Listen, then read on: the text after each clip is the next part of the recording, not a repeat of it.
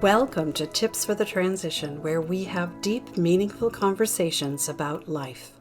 We talk about how significant changes like divorce, grief, and career change can affect us, our family, our relationships, and our work, and how to move beyond them. I'm your host, Maria Tomás-Keegan, certified career and life coach for women, and I'm here to support you through the messy seasons of life so you can answer big questions like who am I now and how do I move on from here? If you're ready to consider new options, be inspired, and meet incredible women who are on this life journey with us, you're in the right place. You'll find something in each episode to give you hope and encourage you to move from panic to powerful, from rocky to resilient, and from upside down to right side up. This is Tips for the Transition.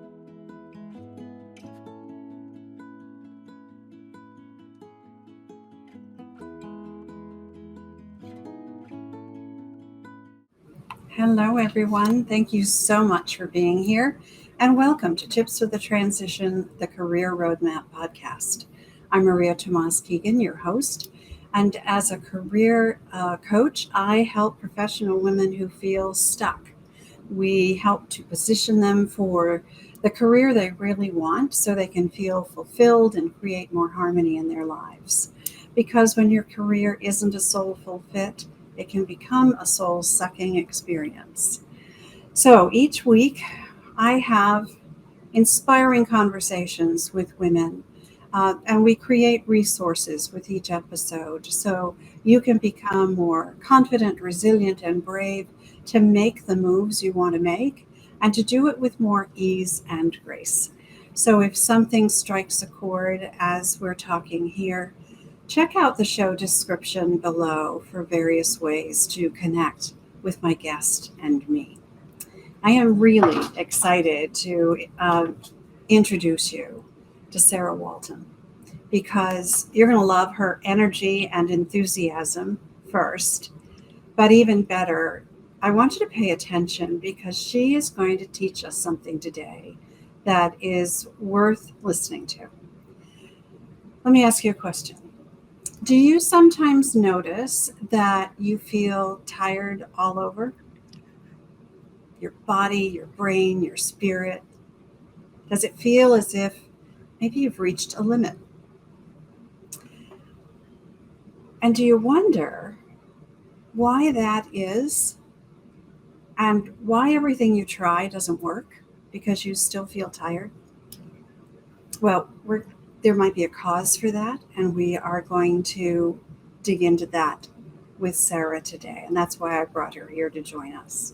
So let me tell you a little bit more about her. Sarah Walton is a business mentor who's been featured on the Today Show. She has spoken at women's conferences all over the world and has helped hundreds of women start and grow businesses they love. She's honed her business building skills working for startups and large corporations where she's managed huge P&Ls worth multiple millions of dollars. She's the host of a podcast called Game On, Girlfriend, and is known for her weekly Coffee with Coach streaming conversations on Monday mornings. Sarah speaks across the nation and has become the go-to source of inspiration, no-nonsense teaching, and practical integration for women in business, ultimately putting more money in the hands of more women. Now, who does not want that? We call this episode Moving Beyond Your Upper Limit. So, Sarah, welcome. Thank you so much for having me here. I'm so excited to be here with you today. And thank you for such a gracious intro. And I agree with you. Who wouldn't want more money in the hands of women? Let's do that. Yes. Let's do that. I'm really so glad that you're here. I have enjoyed getting to know you and speaking with you on several occasions. You were actually gracious enough to have me on your podcast as well. So that will be coming up, and I'm so happy to share that with our folks. But let's start by setting the stage. and describing what you mean by hitting our limit. And I think you call it that upper limit barrier, right? Mhm. So, what is it? How does it feel? And what might we experience? Yeah, the funny thing is I would love to know how many people either watching or listening just went, "Oh, I know what mine is." It's kind of like that feeling of like, "I have one," right? It's that you get to a certain point in relationships and then they fall apart. You make a certain amount of money and then you can't. You feel like you get to a certain level of productivity or even joy or health and vitality, and boom, all of a sudden it all goes south. Right? And so that's what we call an upper limit problem. And that's actually not my phrase. It comes from Gay Hendricks. I always like to give credit where credit is due. I've changed it a bit since he talked about it in his book, The Big Leap. But the idea here is that we as humans, okay, just bear with me. I'm going to do something that most women understand, not because I think everybody needs to lose weight, but it's something women understand, right? So let's say you go put on your favorite pair of jeans and they're a little snug and you freak out and you go, oh my gosh, these jeans can't be tied. I love them, right? So you exercise a little bit more. Maybe you pull back on the sweets or the salty stuff a little bit for several weeks. The jeans fit again and you stop the new behaviors, right? You stop a little bit of extra exercise and you start going for the ice cream. Like you stop the things that gave you success. That's an upper limit problem. It's that moment when you go, that's good enough. It's fine here. That's what it feels like. That idea of, oh, that's enough, it's fine, that's actually not what's at work. What's at work is an internal belief that that really is all there is for us.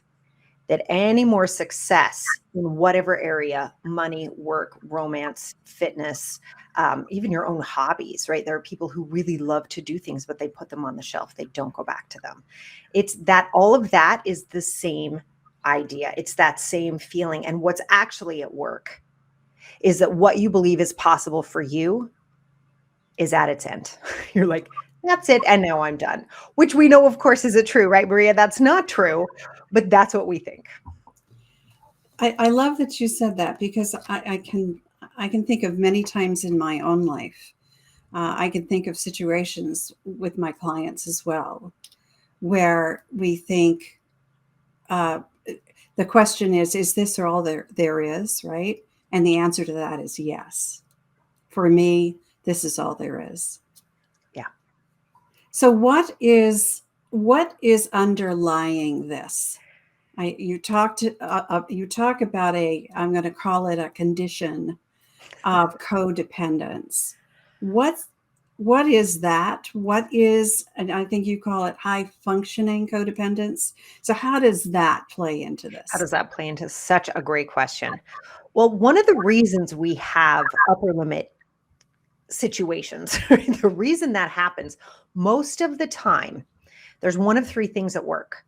Okay. So thing one is that we're worried we're going to be alone. We're going to be abandoned. If we continue this road to success, we're going to be abandoned. If we fall more deeply in love, we can get hurt.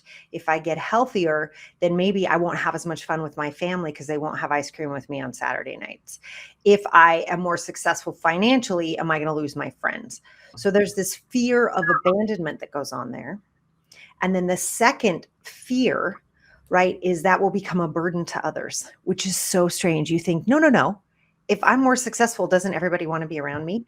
We have a fear of that. And it tends to come from childhood. If we hear about rich Uncle Joe, right? And like, oh, well, he's doing this and he doesn't help the family anymore. And he's off doing, and we hear things like that. It could be about a wealthy neighbor. It could be about someone who's super successful. Yeah, but he's really a jerk. And what happens is we start to be concerned we're going to become a burden on our families. So we have abandonment fears, we have burden fears. And then the last fear, and this is where the high functioning codependence kind of wraps all this up with a bow, but the last fear is that we are breaking an unspoken family rule. And this is where most of the magic hits for people. Like, I bet there's somebody who just heard that and went, oh, we're not supposed to make more money than dad. Right. That's an unspoken family rule. But when it comes to women specifically, one of the unspoken rules is that our emotional needs are not supposed to make anyone else uncomfortable. We are never to be an inconvenience to anyone. And that starts very young, and it's sort of unspoken. Like when I say an unspoken family rule, it's sort of unspoken. But as young girls, we hear things like, oh, where's that pretty smile? Don't cry. And you hear that. And what that means is your emotion is making me uncomfortable. So stop. And what happens over time is we learn, we pick up that unspoken rule, right? And we start functioning at a really high level. And what happens is our worth as women gets completely collapsed with our ability to function, our ability to produce, our ability to be busy, our ability to make sure everyone else is comfortable no matter how we're feeling. And because we can do that, the reason women can function at such a high level, and I always joke around, I have my phone here, but it's always like, you've seen women, right? Like, yeah, could you get the chicken for dinner? Did you guys get that email? Yeah, did you get that? No, go give that to him. That belongs over there. Great. Yeah. Oh, did you guys get that? Okay, great. Thanks. Sorry, what were you saying? Like, there's so many times we see women do that. Yeah. And that's actually a physiological makeup of our brains. So between the right and left, hardwired to do that multitasking. Yeah. We literally have more connective tissue. We have more connective tissue between our right and left hemispheres. And that allows us to do this. And we do it really well. And then it's coupled with the fear of abandonment, the fear of being a burden, and this unspoken rule that we are never to inconvenience others. You put all that together, and all of a sudden you're about to hit a limit. And those fears, those ideas, those conditioning rules that were put in place so long ago come running to the forefront, and they're like, could you sit down, please? Don't do this anymore. Don't be any more successful. Go eat the ice cream. Stop reaching out to clients. Mess up your website. Stop talking about it. Go be quiet. And we go, yeah, that sounds really good. Netflix sounds great. I'm going to go. Yeah. It's self-sabotaging behavior, isn't it? It is, except and it can happen so unconsciously because we have these, you call them rules, they're beliefs, right? This belief system that we have that's running, it's the undercurrent, right? That's those stories that are running underneath everything and literally holding us back and causing us to do things that sabotage our growth, our ability to step beyond that upper limit. Although it feels uncomfortable, it's something that we know we can do. It's hard to do that with all this stuff, the undercurrent, right? Well, it is, because it's pulling at our most primal needs, right? We must belong. We must. Like, that's, you can't beat that out of somebody, right? Like, that is, we need that as humans. You know, we need to know we're okay. We need to know we're not going to be abandoned. We need to know we're not a burden. We need to know that we understand the unspoken rules and we follow them. And that is so deeply ingrained in us that when it comes to the moment of, let me reach out to one more client. Let me leave this job I hate. Let me actually be fulfilled. And what's right there is, if you do that, you're going to lose people. If you do that, you're going to be like a burden to other people. If you do that, you're going to make other people uncomfortable. Who the heck do you think you are? That is a hard thing to fight, right? Until we have conversations like this and we go, wait a minute. Actually, let me challenge that a little bit. And that's why these conversations are so important, because if you actually sit down and think about it, we have this extraordinary gift as humans called language. And we can sit down with the people we love and actually start to create something new. We can create something new that's possible. But we rarely take that step to go outside and say, listen, I'm thinking of leaving my job because I am deeply unhappy. And here's what I'm thinking I could do. What do you think? Most of the time, we don't even have that conversation because we had it in our own head and we checked off all the boxes of abandonment and burden. And it was like, it's fine. It's fine. It's okay. It's okay. And there's even the fear of having that conversation and it not going the way we want it to, right? So and taking ownership of what we can control in that situation. And what will we do next? Yes. If it doesn't go the way we want, if we don't get the support that we really want to go, to explore something else, whatever that is. Yeah. So very common. There's so many facets to this, and we can get sabotaged in so many different places on this journey, right, of exploration. Yeah. So why should women care about this thing called overfunctioning? Oh goodness. I tend to get a little rambunctious when I talk about this, to be totally honest. It's like, Go ahead. I kind of consider this my life's work because I can't take it anymore. Like, I look out there in the world and I see so many women who are, who are doing what I call the invisible work. It's the invisible work that makes the world work. So nobody wants us to stop doing it because it's very convenient, right? And when I say invisible work, most women go, yeah, I know what you're talking about, right? It's all the cleaning, all the cooking, all the organizing, right? All the administrative tasks that we do on a daily basis, whether you have children or not. This is probably your truth. Once you have children, it becomes more apparent. I think more people recognize, like, good grief, I don't think I peed today. Like, there's that feeling of like, whoa. And what I have women do a lot is I'll say, can you just do a time audit for me? Just do a time audit of your day. Let's look at what's actually happening in your day. And what happens is they recognize that probably 75% of their daily activities are on behalf of other people. Not that that's bad. Like, please don't hear me say you should never do anyone else's laundry ever again, except, should you be doing everybody else's laundry? Like, that's the question, is like, we take on all of this work that nobody sees, all of this work that makes everything else possible. And we just do it. One, because we can. Two, because we're probably really good at it. And three, because it needs to get done. And so we see the need, we fill it. Except what's at stake is your life. You were not put on this planet to take care of everything else while everyone else watches TV. You were not put on this planet to clean up after everything else that everyone else does at the expense of your own joy. That's the boundary. And how many women just went, oh my God. If I ever say that and I'm in an audience where there's like a live audience, there's someone in the back inevitably who cracks a joke like, oh my God, I feel seen.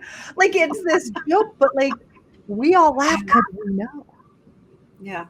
We know. And there are a lot of people in our lives who believe that we are put on this planet to do all those things. That's right. That it's our role. And that just helps to solidify for us, because we hear that, we see that, we feel the expectations of that. Mm-hmm. And it's a hard thing to break through. But when you get curious about it and you just ask about how you feel about it, is this the role that you want to be in? Whatever that is, right? That's right. And that is, I know that you do this a lot, Maria, with people. And I think this is what makes this so important, is this idea of, let's just say there's a whole like buffet of possibilities in front of you, right? I mean, this is your one and only life. You don't get a do-over. This is it. Right. And it's all laid out for you. Are you going to be sure that what you're doing today is what you actively chose? Or did it fall on you by default? And that is a really important question. And I don't think, especially as women, because we get so busy, we don't take the time to go, hold on a second. When did I sign up for this? Like, wait a second. When did I choose this actively as the role I want in my life? When did that happen? And most of the time it wasn't actively chosen. It was expected, and we met the expectation. Yeah, exactly. Yeah. And so what you just said was brilliant, because that's the question. Yeah. What do you want to be doing? And listen, none of us probably want to be doing laundry. I mean, there's some people who love it and they do the cute folding and they get all excited. That's awesome. There are people that like, that's their thing. Like I love Marie Kondo, right? She like gets all lit up. That's fantastic. That's what she's here to do, is to teach people to find joy in that. That's fantastic. Right. Delicious, right? But she chose that. And that's the difference, is she took the time to say, what do I want? This is what I want. And I don't think we're giving women enough permission to do that. And, there was a book. Yeah, go ahead. Well, you just said, I don't think we're giving women enough permission to do that. I believe that we have to give ourselves permission. We do. We have to acknowledge that we are, worthy to be happy and, seek joy in our own lives, and do what it is we feel called to do. And examine, get curious about what we might be doing, becoming aware of what we might be doing that isn't fulfilling us, and giving ourselves permission to examine that and make different choices.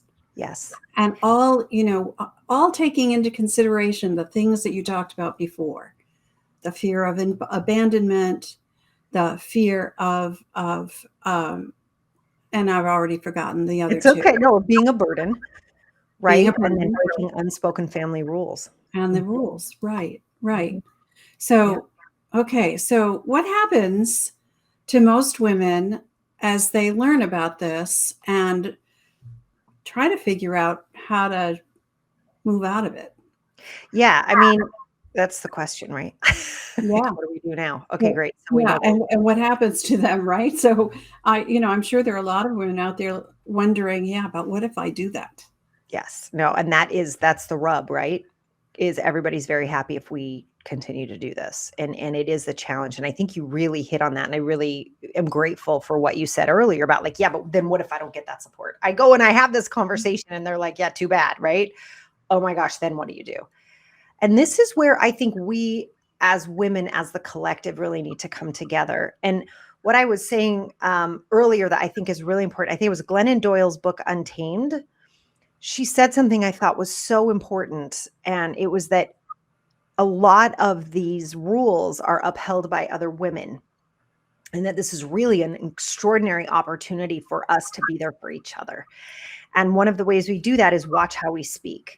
Right. And I always like to talk about this, around school lunch, because it just makes me laugh. My children are no longer small, but it's just the idea that if a dad would ever show up for school lunch, everybody went nuts. Like, oh my God, he's so great. This is amazing. Right. They just go through this whole thing.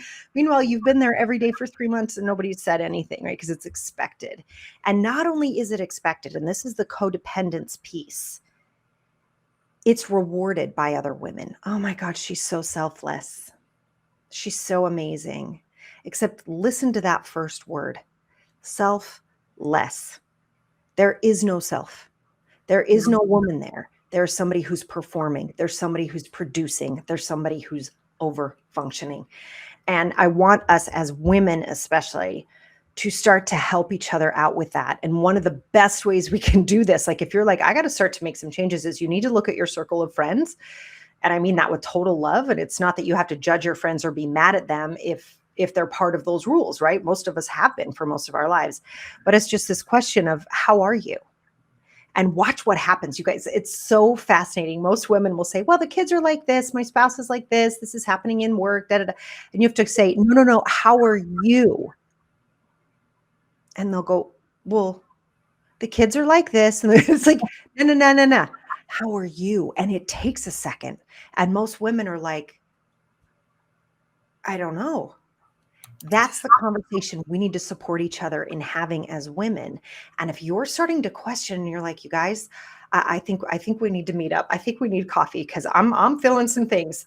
I'm feeling some things. I listened to Maria's podcast and now I'm like, wait a second. I didn't choose that. I didn't choose that. I don't think I want that. What's this? I don't know. Oh my gosh.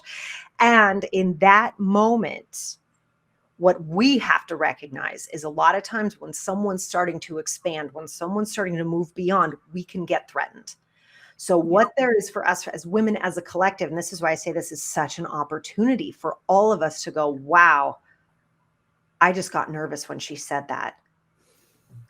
One, how do I support her? Because she deserves to have a self and have a sense of self. And two, what do I want to do about this? What's going on inside of me? Right. The more we look inside and go, oh, it's because actually I'm not happy in my marriage. I hear that so often. Or actually, and I know you hear this a lot, Maria, right? Like, I'm not happy in my job. I hate my job. I don't even know why I'm going there every day. And that gets scary because of all of the reasons we've said. So we need to turn to each other. And I think women are uniquely qualified to support each other in this because we know what it feels like. And throughout history, we've been the ones rewarding the overfunctioning for each other. And we need to stop doing that. Yeah. You know, you said something very important, you know, this being selfless, as if we, at least if we put ourselves anywhere, right? Very often. I'm a big proponent of self-care and that in all its forms. But if we put ourselves anywhere on our list, it's almost always at the bottom. Everyone else comes first. And it's as if we don't matter. And we do. And the truth of it is, if we don't elevate ourselves beyond the codependence, beyond the overfunctioning, to become our best selves first, then we're not giving our best selves to all those things that we do naturally and maybe by choice. Many of them are. Mm-hmm. But we could do them better if we elevated ourselves to the point of taking care of ourselves first. Yeah, I mean, it's everything. And I think one of the new things we're up against is that's become trendy, self-care. And it's like, it's so much more profound than that. And what I say to people is, you know, whatever your thing is, like for some people, it's like they love to get their nails done. For other people, it's when they get their hair done. For someone else, it's when they get a new lipstick, right? Like that idea, these little things. And I'll say to them, yeah, but how do you treat the rest of your family on the day when you get your hair done, your nail, or you get your favorite new lipstick, or you buy some new summer sandals, or whatever it is for you? Notice how differently you feel towards other people, and notice your tolerance for compassion when you feel taken care of. And they'll go, oh my gosh, right? And the reason I say it that way is we as women, because we put ourselves last, sometimes we will do things for other people that we wouldn't do for ourselves. But the great news about self-care is when we do this for ourselves, we end up actually spreading that. And so it's such a win-win for our psyches, right? For the way that we're designed, except we actually end up making better decisions. And because we can put that compassion in new ways and in different areas, everything tends to snowball in a positive way as opposed to a negative way. Because we all know that time we've snapped at somebody when we shouldn't have. Yeah. Right. Cut somebody off. It's when we're so freaking depleted. We're not bad people. Right. Right. We're not horrible people. You know, and I even know women who are like, oh my God, I slapped my child. And it's like, they're so devastated. And I'm like, when is the last time you slept? When is the last time you ate something like warm?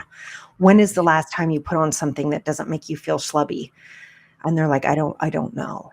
I'm like, hey, we start doing that because that's what can happen, right? So it's like, why do I care? It goes all the way down to that, but all the way up to women being truly fulfilled.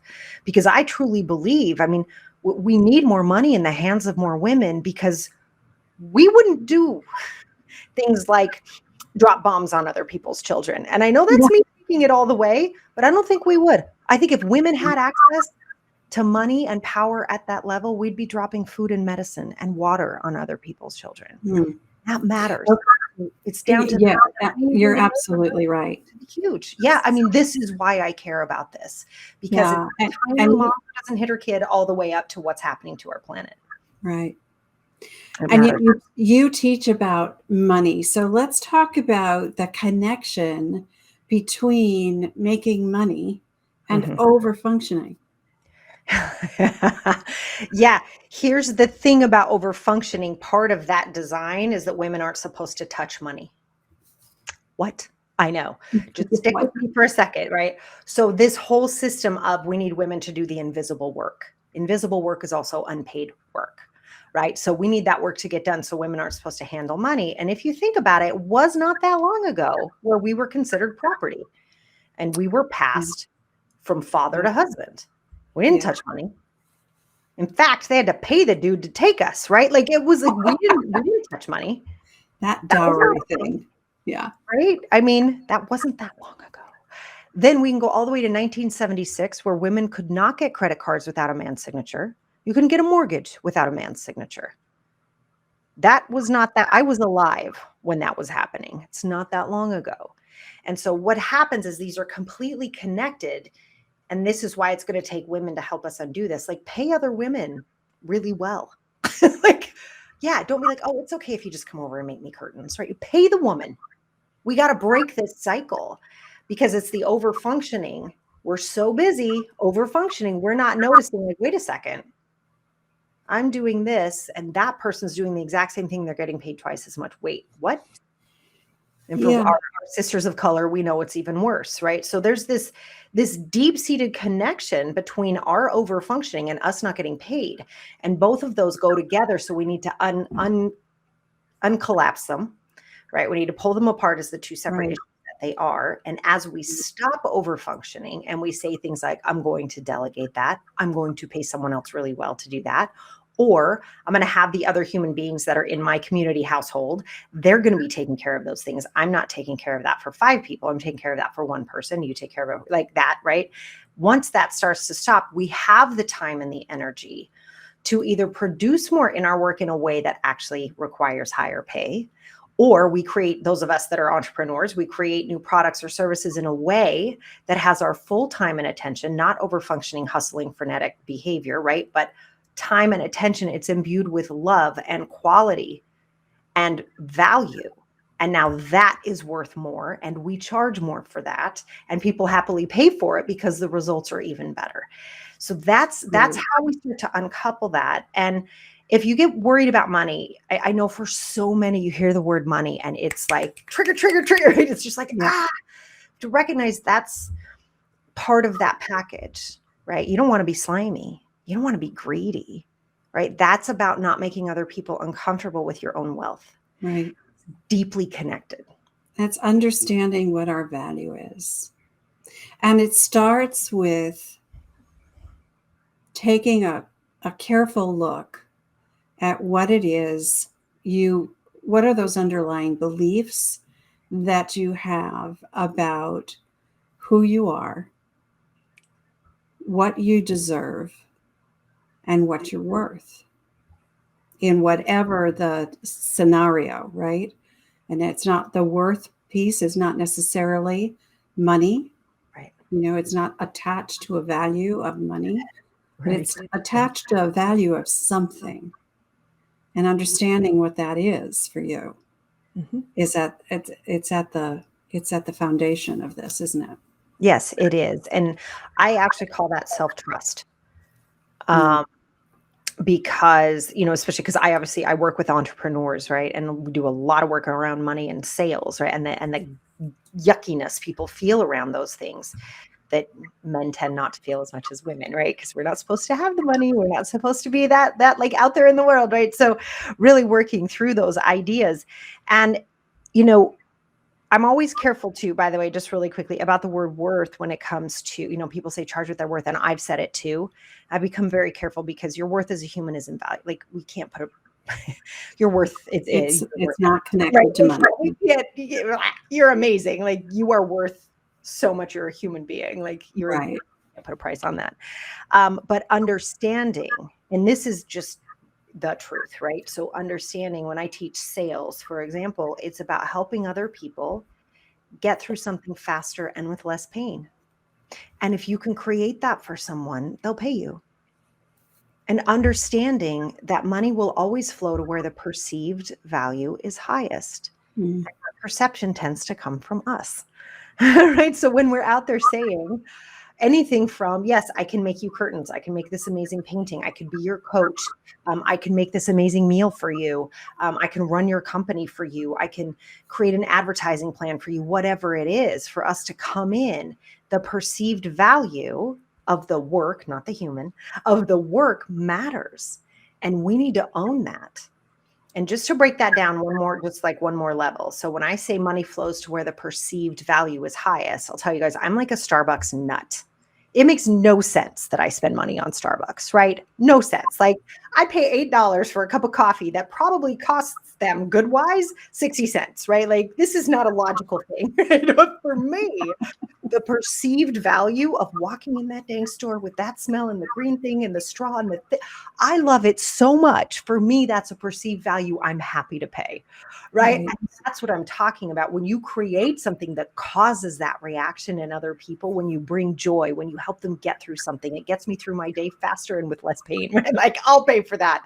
That experience, when we can honor that, we generate that for other people in whatever industry we're working in, all of a sudden, all that gunk around money or asking for a raise or sales, all of it disappears. And instead, it's replaced by joy and excitement and a level of fulfillment. And that's what will help change the world, is when women are truly feeling fulfilled that way and being paid appropriately for that. Oh my gosh, there's nothing better. That cycle of abundance and happiness and care for each other. It's like, I mean, I don't even, what do we say? World peace? Like there's so much. Well, I don't know about world peace, but one of the things I was just thinking about is one of the values I attach to certain things is peace of mind. Yes. So I will pay a premium sometimes for something to get peace of mind. Mm-hmm. So, and so, value and worth they are not always attached to money. That's right. You and I could chat about this forever. I think we could. Yes.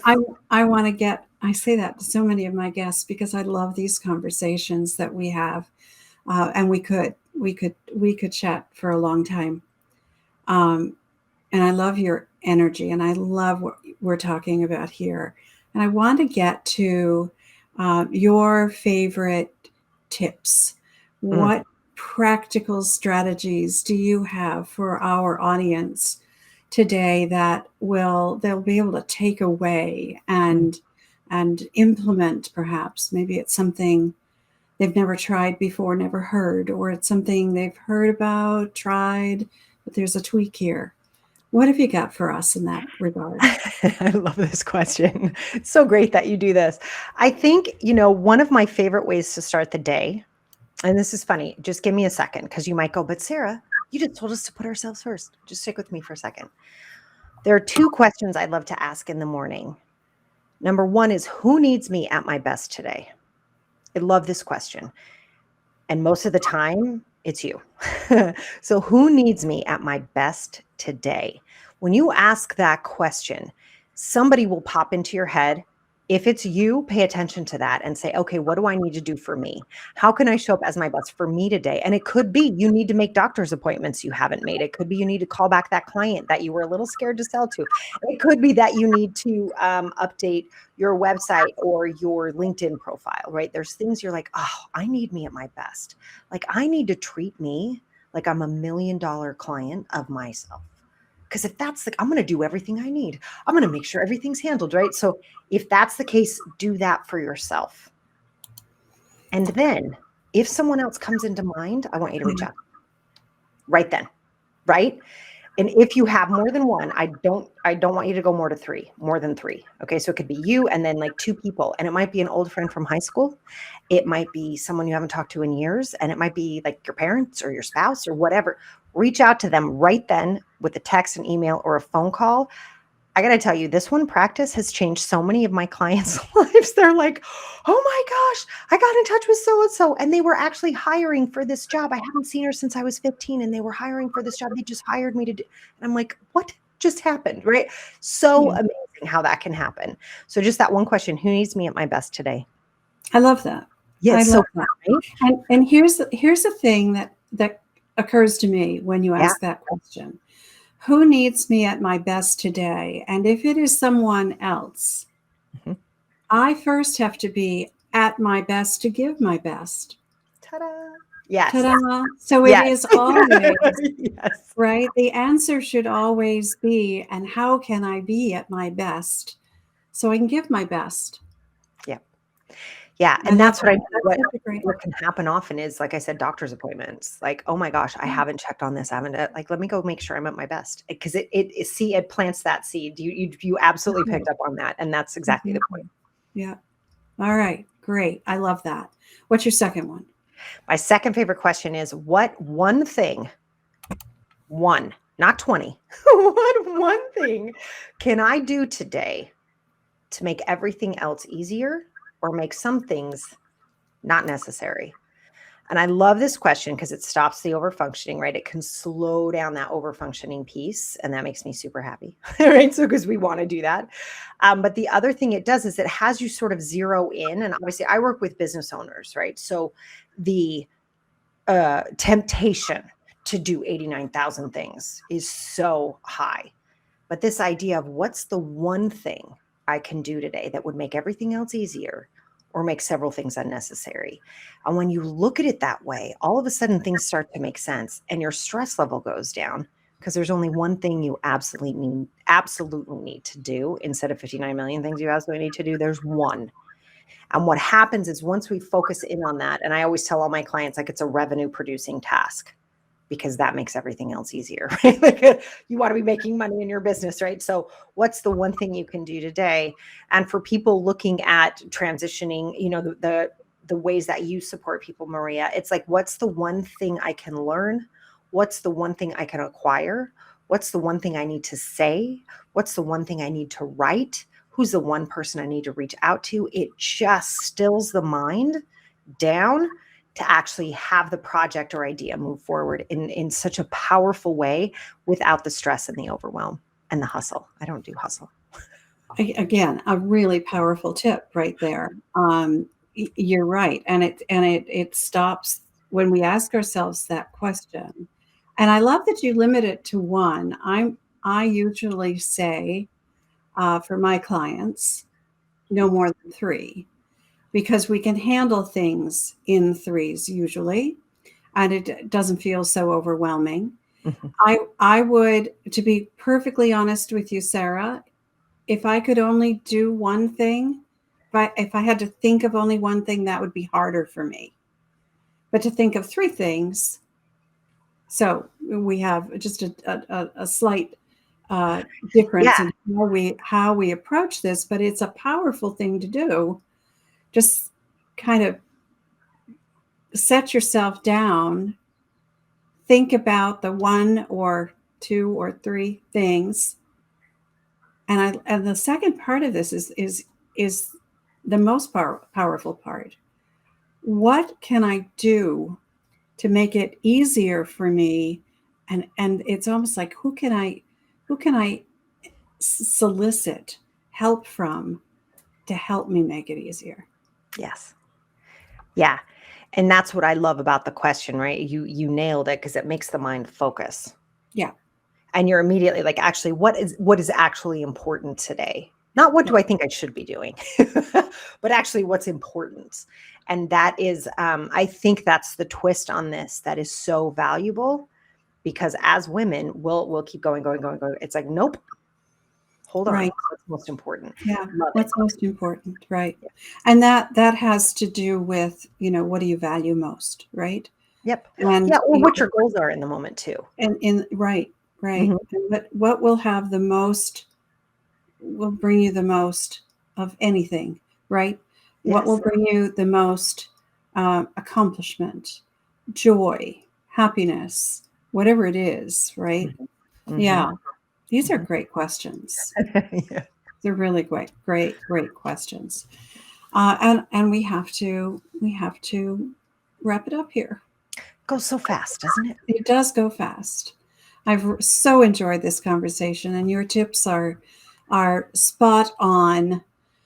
the questions are powerful. I hope everyone had the opportunity to write those down as you were sharing them. So, Sarah, I know there are going to be some people who want to connect with you directly. So, would you tell us the one best way that they can do that?